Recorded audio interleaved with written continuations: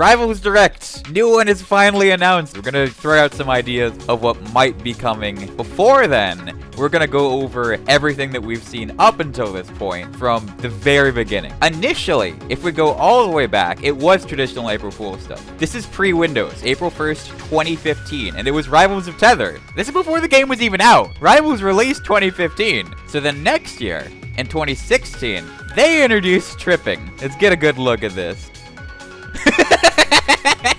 So that's the evolution. We have concept sprites, and then it evolves into animation, so it looks slightly more legitimate. Then we have the next year. Corey in the house, as we all know, is a staple of Rivals of Aether gameplay. You kind of get a sense of what April Fool's is going to be at this point. You have the expectation that, you know, they'll do a funny blog post. The next year is the first Rivals Direct, and this changed everything. Every day, we see more than 20 Arcane plushies come through our doors because Amazon is going to demolish them. You won't just be making a difference in their life, you could be making a difference in Dan's. Rivals of Aether HD Edition. 1 billion pixels. Zennerburn. This was going to be like the reveal for new characters, and we're all so excited. Who is it gonna be? Sandbert? There he is! There's the boy! And this was just a patch you could play. You could just download it, play Sandbert. So that was 2018. We were like, alright, I guess they're gonna do another one. I guess we get another Rivals Direct, something like that. How wrong we were. Have you ever been playing fighting game Rivals of Aether and thought, hey, I love this fighting game, but I also kind of wish it was a dating simulator? No, I haven't. Just pointing this out in the background, Raster's locker here. Now, when Raster said, "Ay, chicky chicky jaka wawa yeah ooh," that was it. I knew it was all over for me. There's no coming back from that. It's actually my donation sound.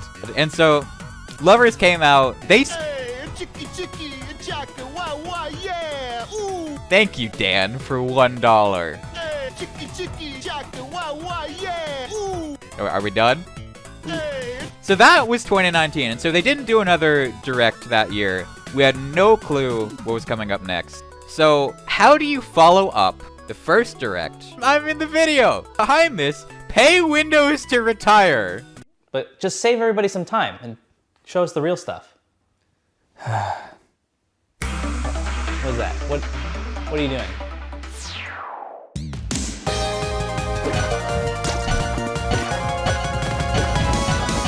Everyone who bought the base game of Rivals of Aether on Steam will automatically be upgraded to the Definitive Edition. And that's regardless of which DLC characters that you already own. And the craziest thing is they announced that, and then they put the game on sale for half off. Beyond what Lovers was, this is just an entirely new game that they're actually putting serious effort into.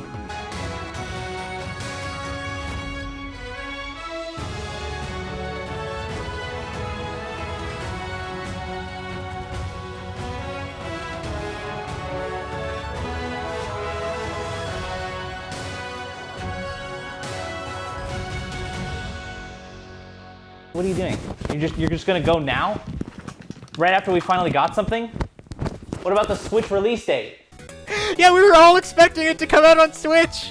That was the whole thing, is like, alright, maybe we'll get some info on the Switch release. They don't touch on that at all. They've gotten to a point where they set such a high bar for themselves. Last direct was in the quarantine era, so they couldn't have everyone fly in. They had to make something else work. Their solution was this. What the Clearing quite easily outspaces your approaches. It feels like her reach is twice as long as yours, and with every hit, it feels like the stun is way too long. How is this even fair?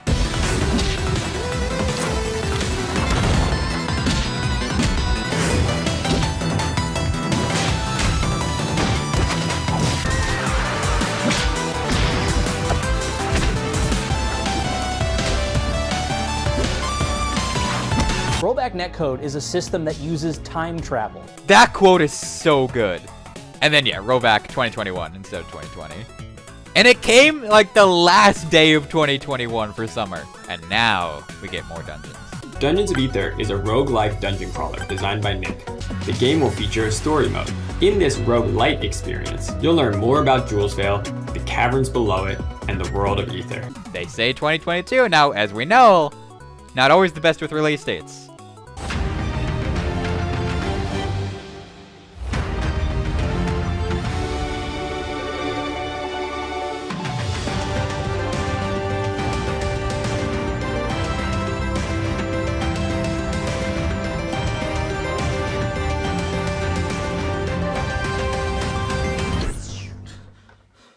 That was all we got.